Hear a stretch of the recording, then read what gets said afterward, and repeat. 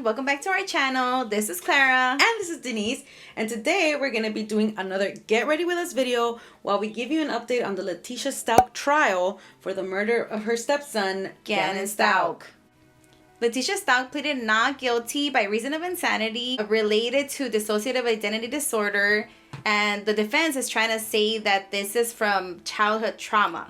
Yeah, but the prosecution is trying to argue that by saying that she was being deliberate and thoughtful. And those are the exact quotes, okay? She's been doing all these different things like cleaning the scene of the crime and then trying really hard to clear her name, kind of how we heard with the phone call with Al, if you all remember that. A few phone calls and audios that were played in the trial. One of them was where she's kind of giving the play-by-play on the day that Gannon was missing, and then there was another one where she's asking Al, Gannon's father, if he was cheating on her, if he was gonna get together with Gannon's biological mother to go and find him. And he was like, well, I can't promise anything to you. And she's more worried about him kind of still be with her, right? Like yes. She's more worried about that than finding Gannon. Exactly. And she's more worried about keeping the marriage together. So in this call, it just made her seem like she's kind selfish.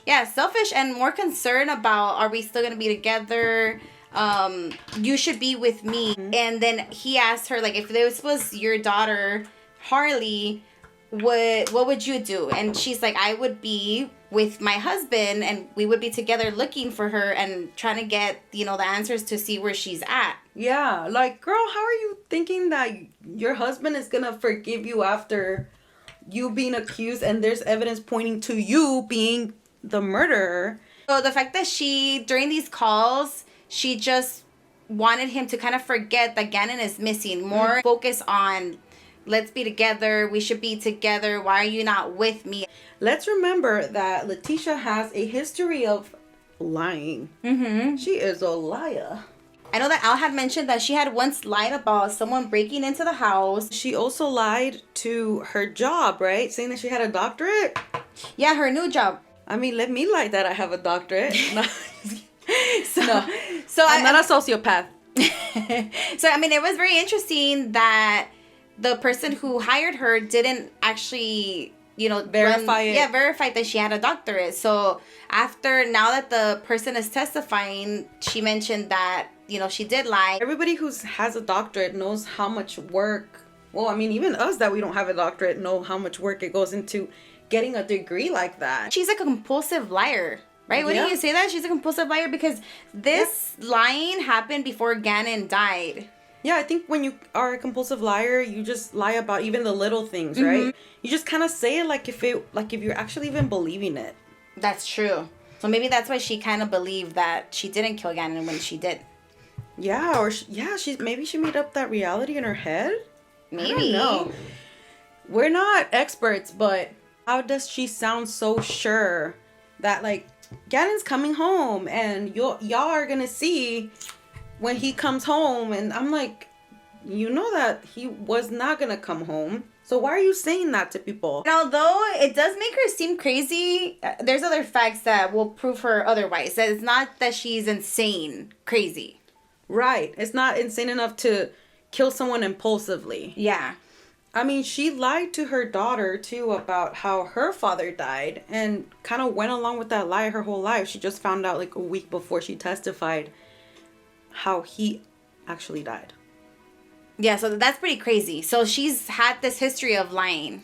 So now it makes sense that she kept up this lie with Al about Gannon, right? So she made up a lie about what happened, and all of a sudden it was something else. It seems like the compulsive lying isn't the only thing. She's always trying to guilt trip people. She's probably done that to Al. I think he mentioned that, right? He did mention it. There's that audio of her trying to guilt trip Gannon when he had supposedly spilt the candle and burnt the carpet or burnt whatever he had burned, saying like, we're gonna sell this and that because we need to pay for it. If not, they're gonna kick us out. And he's in the audio, he's crying. So now that they played the audio of that call where she was trying to make Gannon feel bad about that, it does make you feel sorry for him, and the fact that he was alone with her, and his dad wasn't there. I guess Al probably fell for a lot of these lies, maybe, and that's how he entrusted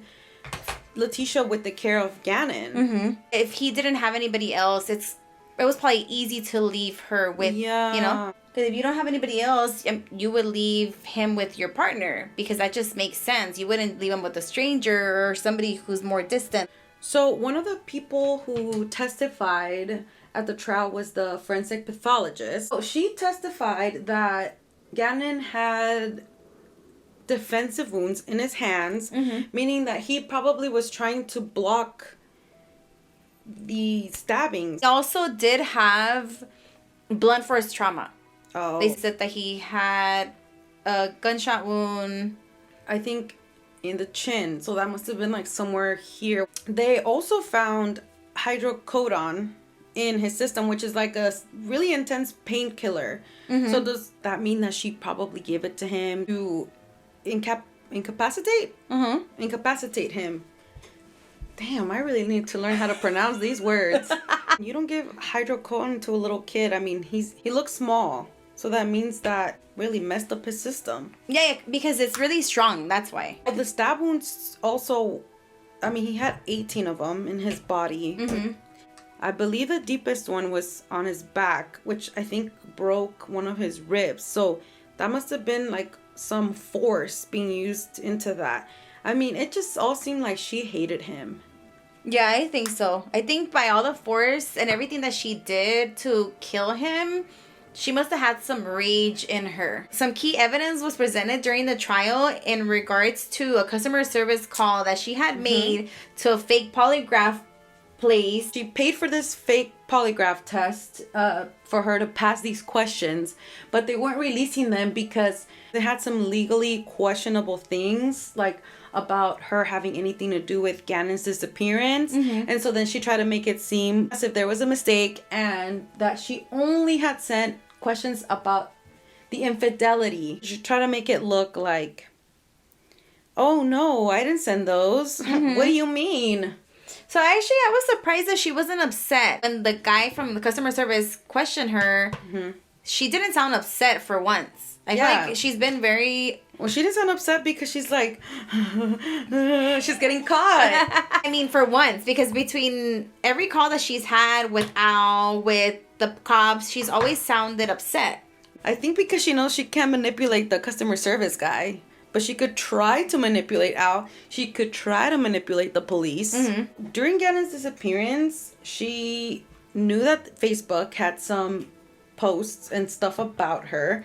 So she was going in there with her fake account and making comments and defending herself because she knew that they were posting bad things about her, basically. She's very narcissistic because in this situation, she's only concerned about what people think about her, how she looks, instead of at least fake that you had nothing to do with your son, that you're out looking for him. That you're kind of concerned. When the news was doing media coverage about how she might be related to the disappearance, she came in a moving van, and she was yelling out at them. So one of those reporters recognized her and was like, okay, so if you don't like what we're saying, come out here and talk to me and we can clear this whole thing up. And he was one of the ones who testified as well. So he did say that he did find it weird that Letecia was putting on an act, of course. Letecia was asked, do you have anything to say to Gannon? That she was like, oh, well, once Gannon comes home, they're going to owe me an apology. And that I guess maybe she kind of felt like, oh, maybe I shouldn't have said that. So she asked, can we do another take? And the guy who testified had said that she changed her whole demeanor. Like she started crying. She wanted to sound more upset. I think she's just a bad person. To be like, okay, let's do a take two type of thing. Especially because she's over here trying to just clear her name in the cameras. But then she's like, okay, just kidding. Let me do it again. Because it didn't look genuine the first time. So since we're talking about Letecia always trying to clear her name, they also did play audio of a call that she had made to a detective trying to collect evidence that they had seized from her house. She made multiple attempts at collecting her stuff. I don't know what she had, and I don't know why she needed it, but I'm sure there was a reason why she wanted her stuff back. Maybe it was incriminating and she was like, give it back to me because it made me look guilty or something, but... Yeah. Is that when she used her daughter's name to try to collect? Yes, and they recognized her, and so they played the audio, and then it's not even her daughter. She's not even faking to be her daughter. You can clearly tell it's her. So then the detective just told her, like, okay, no, you're going to have to call back and speak to the detective to try to get your stuff. See, this is why I feel like the prosecution is right when they're like, she was very deliberate and thoughtful, because she's being so thoughtful about what to say. She's calling to try and get this evidence using her daughter's name. I'm sure she was sitting at home thinking of all these ideas of how to clear her name and how to make sure that she doesn't seem guilty. So speaking of detectives testifying, one key detective that was part of this investigation is Jessica. Mm-hmm. She had said that one day Letecia called her, and I guess they had already talked before. Letecia called her telling her that she had important info that she had to tell her. But when she calls her and talks to her, she's just trying to, again, clear her name. Like a common theme that's been happening here. Yes. And Detective Jessica is like, do you have any information about Gannon's disappearance? And she's still yapping about what she was trying to do and the Petco thing. She's still yapping about herself, obviously. Mm-hmm. And so Detective Jessica is still asking her about Gannon. And Letecia is like, I'm not going to talk to you unless I have an attorney. And she's like, well, then I guess our conversation will end here then. We ended up agreeing to meet up. And Letecia was late to that appointment. And then she was trying to blame it on Al, saying that she was late because she was trying to leave without Al noticing because he will get aggressive with her. She was trying to seem like a victim so they could feel bad for her. And once she did that, then she's trying to steer away from looking like she's guilty. Right. Because they're going to be focused on, I feel bad for this lady. Poor her. Yes. Always trying to paint the picture of like she's the victim here. Mm-hmm.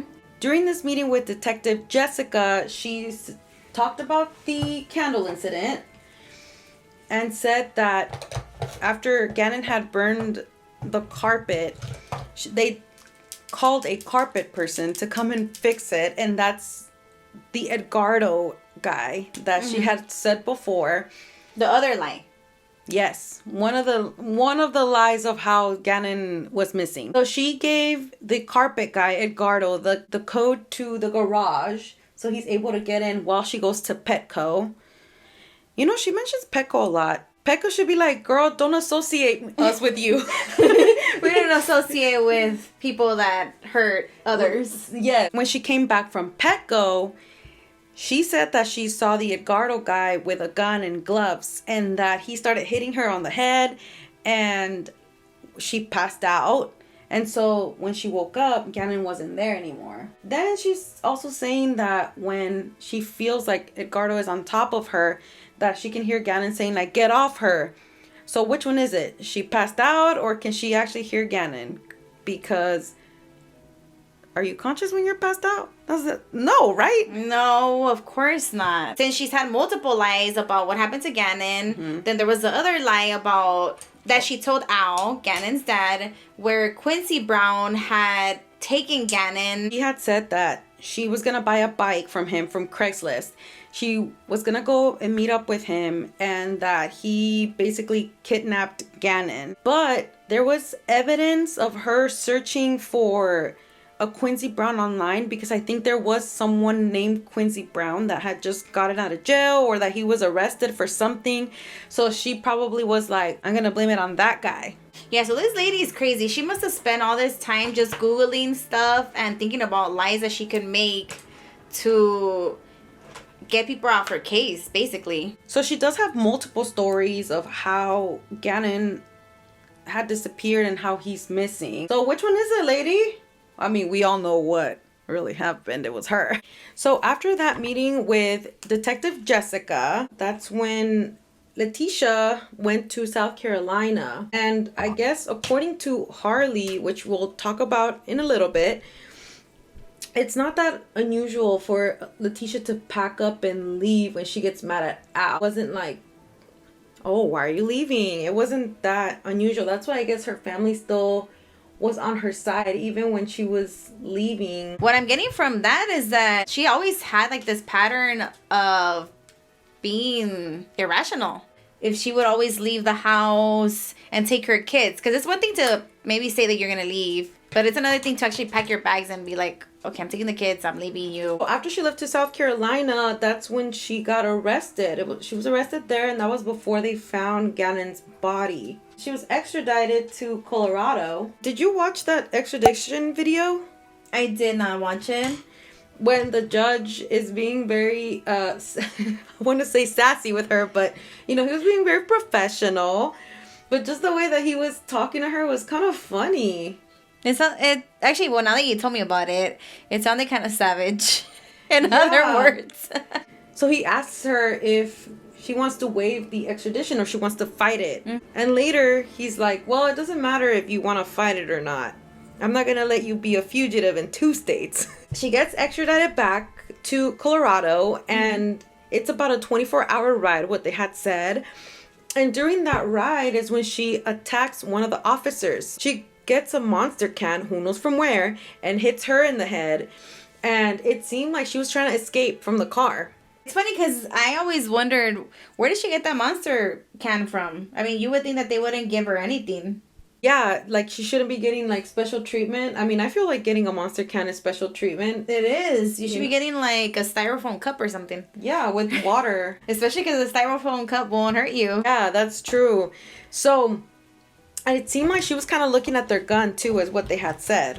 Which is like, what is she trying to do? And if she does escape, where is she going to go? She's going to be somewhere on the road. But you know her, she's smarter than everybody. So I guess she'll figure it out. So she thinks that she's smarter than everybody. Yeah, of course. That was being sarcastic. Because now she just looks like a lunatic.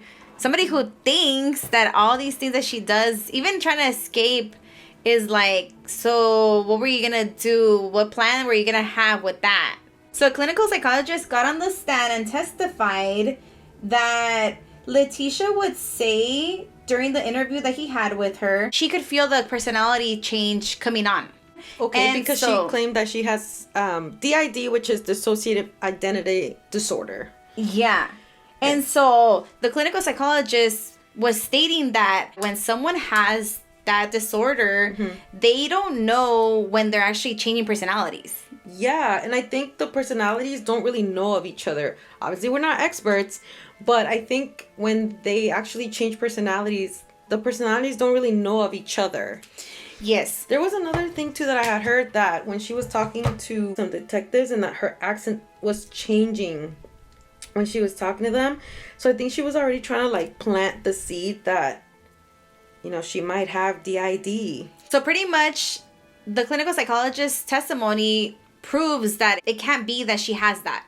Right. And so that's a very important piece to this whole trial, because then she is not going to be able to prove that she was insane. Yeah. Was she one of the witnesses that she was flipping off? Because apparently she's been flipping off some witnesses. And you can see pictures online where she's kind of doing it discreetly, but girl, we know. We all see it. Yeah, I think she's just not a lunatic. I think she's just crazy in the head, but not crazy to, get away with this. Yeah, it could be like, what is it? Witness intimidation. And actually the judge let her have it. He told her that she needs to be respectful. If not, he's going to move her from the trial, and she can spend the rest of the trial in a holding cell if she wants to. It's up to her, but she needs to be respectful. Yeah, of course. Yeah, or he was like, or we can handcuff you into the table and you're not going to be able to use your hands, girl. I mean, with everything that she did to Gannon, I feel like she should be handcuffed. That's just my opinion. Especially because she's trying to do her little kid, immature things. Actually, I'm surprised she hasn't tried to jump over the table and try to make, like, she's having DID right there and then during the trial. So another detective got on the stand and testified that they were following Letecia and her daughter Harley at Marshall's. I think Letecia was already looking kind of defensive too. I think they were there undercover. Yes. But she kind of noticed like those might be police officers. So I think they were actually trying to leave when the detectives arrested them or took their phone, right? I mean, pretty much they said that they only arrested her because she started running. Exactly. I mean, you're acting suspicious, so you're like, you're running for a reason. Like, girl, you are just giving it away. You are making it too easy for these detectives. Yeah. All those actions will come into play when the jurors make a decision if she's guilty or not guilty. Because her running just says that she's guilty. I think during that arrest, that's when they also took Harley's phone. Harley is Letecia's daughter. And she whispered to Harley saying, "Don't say anything." That detective also testified that when they had collected evidence from their house, they had seen that there was shoes that had been washed in the laundry room. Wait, whose shoes? Leticia's. They had some staining, right? Because they had been washed, so they had some staining. How do they know that something's washed? Because I think that there's always evidence of blood, right? Like, even if you wash... Oh, yeah. Okay. So even if you wash your sheets and stuff like that, there'll still be a little bit of some type of DNA in there. When they tested it, it was evidence of Gannon's blood. Oh, wow. Yeah. And then also, that detective also testified that there was staining in the sheets. And she tried to wash those too? I don't know if she tried to wash them, but that was when they were collecting all the evidence from their house. So this is another piece of evidence that proves that she tried to clean up. So which one of her personalities did that? The ones that she made up, because she made up all these lies. Another important witness that testified was Harley, her daughter, who was 17 years old at the time of Gannon's disappearance. She had actually learned the week before she testified that Letecia had lied to her about how her biological dad actually died. So she had told Harley growing up that he had been robbed and killed, but I believe he actually died of an overdose. Yeah, I don't think she cared about the lies. No, I think maybe she was trying to paint the dad as a victim, like he was a victim of a robbery. But I don't know, just being robbed and killed, I feel like as a kid you would just keep picturing that event. Or like how it happened. So wouldn't that make it worse? I'm sure that the daughter did feel some type of way that this, her whole life she thought that he died of something, and all of a sudden it's all a lie. So that makes her think about her mom in a different way, that she's this liar who manipulated her whole life, basically. She did also say that she didn't find it weird when Letecia and her basically packed up to leave when Gannon was still missing. She said that Al and Letecia would fight before, and Letecia would just pack up and leave. So it wasn't unusual for them to leave. That was probably just one evidence that wasn't incriminating, because it always happened. So it was a pattern that there was nothing wrong with that. Yeah. What was the other thing she said about when they were driving to Florida and they had the suitcase, the one that had Gannon's deceased body in, that Letecia was driving with the AC on? Yeah. So it was February and they were driving from South Carolina to Florida.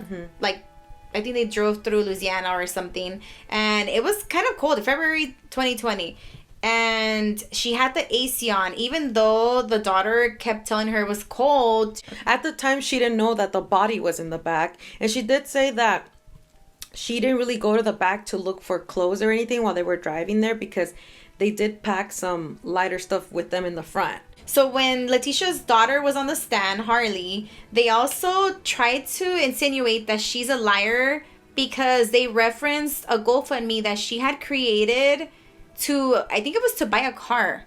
And yes, because she needed to get to and from nursing school. Yeah.